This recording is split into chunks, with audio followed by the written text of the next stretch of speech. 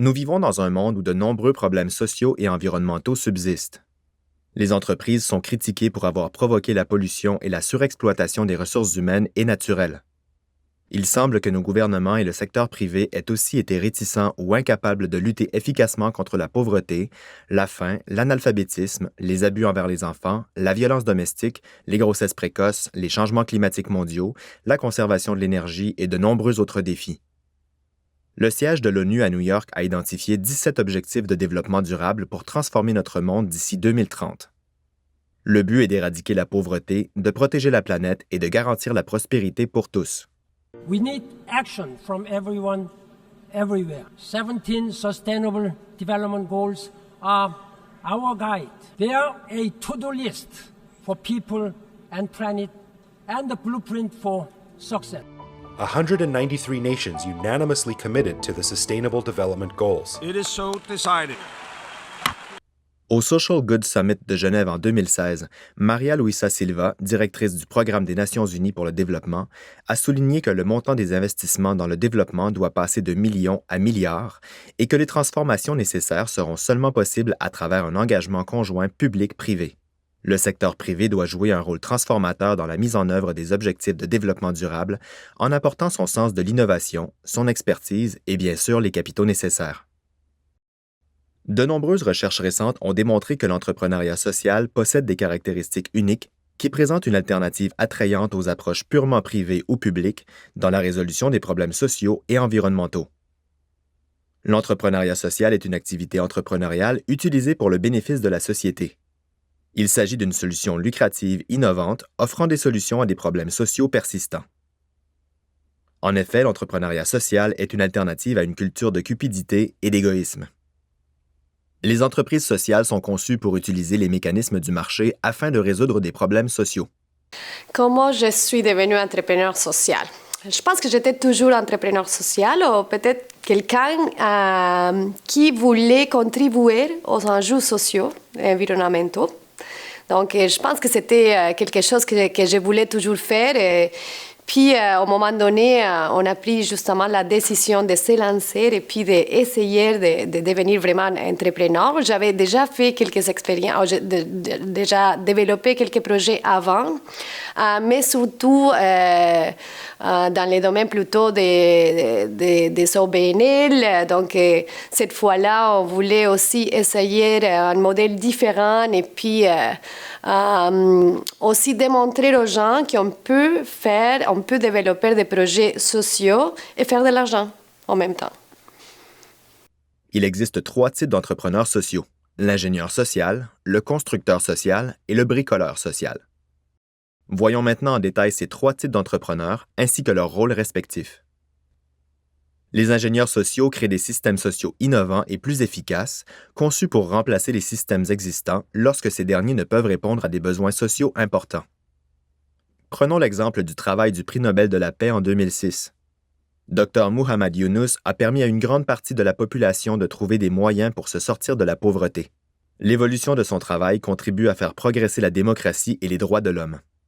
Il a observé que les petits prêts pouvaient faire une différence significative pour les personnes défavorisées, ces dernières étant prises au piège d'un cercle vicieux de dette envers les prêteurs. Les banques refusent généralement de prêter de l'argent à ces personnes en raison du risque élevé de défaut de paiement.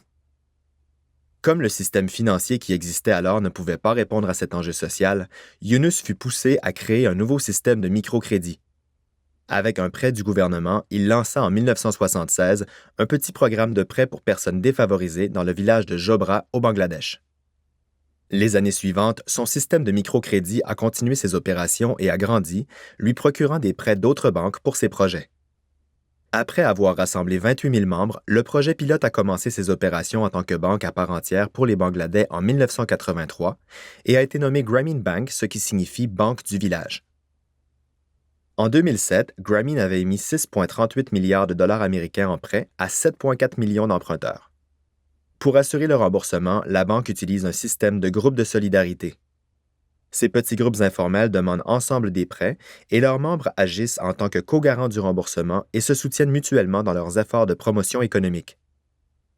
Les ingénieurs sociaux travaillent à l'échelle nationale et internationale pour mettre en place des structures durables défiant l'ordre existant et pour assurer un équilibre socialement plus efficace.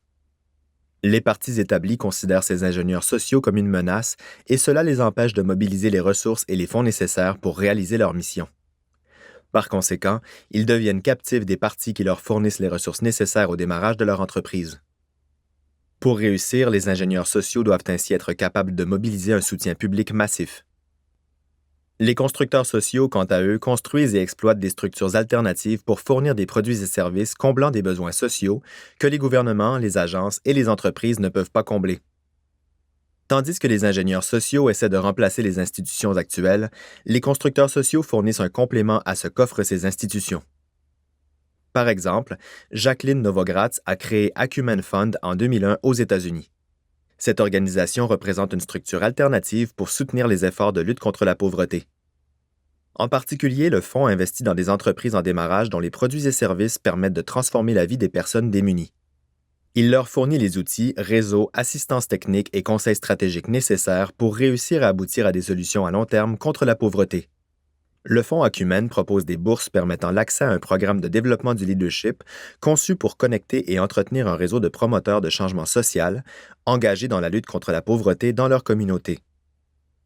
Il propose également des cours en ligne au niveau mondial qui permettent à des personnes de partout dans le monde de penser différemment, d'apprendre en collaboration et de rejoindre une communauté mondiale d'apprenants et de praticiens désireux de changer le monde. Ces entrepreneurs sociaux travaillent sur des projets d'échelle allant de local à international, conçus pour être institutionnalisés et répondre à des besoins sociaux permanents. Ils répondent à ces besoins en œuvrant au sein des structures sociales existantes. Ce faisant, ils réparent le tissu social là où le besoin se fait sentir et aident à maintenir l'harmonie sociale. La concurrence dans ce domaine étant pratiquement inexistante, ils sont vus comme une sorte de vanne de libération, empêchant les problèmes sociaux d'affecter négativement les organisations gouvernementales et commerciales existantes. Finalement, les constructeurs sociaux ont besoin d'acquérir les ressources nécessaires, comme des fonds et des ressources humaines, pour institutionnaliser leurs activités et remplir leur mission. Ils ont besoin de bénévoles professionnels ainsi que d'employés pour assurer le fonctionnement de l'organisation. Finalement, les bricoleurs sociaux représentent le type d'entrepreneur le plus répandu. Ces entrepreneurs autonomes perçoivent et exploitent les opportunités pour répondre aux besoins sociaux locaux en utilisant leur expertise et les ressources adaptées aux réalités locales. Ils opèrent à petite échelle et donc à portée locale, ce qui permet des temps de réponse rapides. Prenons l'exemple de Jack Isaac, fondateur de l'entreprise sociale The Cleaning Solution. Cette compagnie de nettoyage, fondée en 2004 à Vancouver, emploie des personnes ayant eu des troubles de santé mentale et étant prêtes et aptes à retourner au travail. Jack Isaac considère l'entreprise comme une excellente occasion de changer l'image publique de la santé mentale. Il aime démontrer qu'une entreprise employant des personnes en convalescence après un trouble de santé mentale peut tout aussi bien réussir sur un marché concurrentiel. Les actions des bricoleurs aident à maintenir l'harmonie sociale face aux problèmes sociaux et à assurer un équilibre social théorique. Toutefois, les ressources et l'expertise limitée dont ils disposent restreignent leur capacité à répondre à d'autres besoins ou à s'étendre géographiquement. Les connaissances sur les besoins sociaux et les capacités à y répondre sont très diversifiées. De nombreux besoins sociaux peuvent ne pas être reconnus ou être mal compris par les grandes institutions, ce qui oblige les agents locaux à les détecter et à les traiter.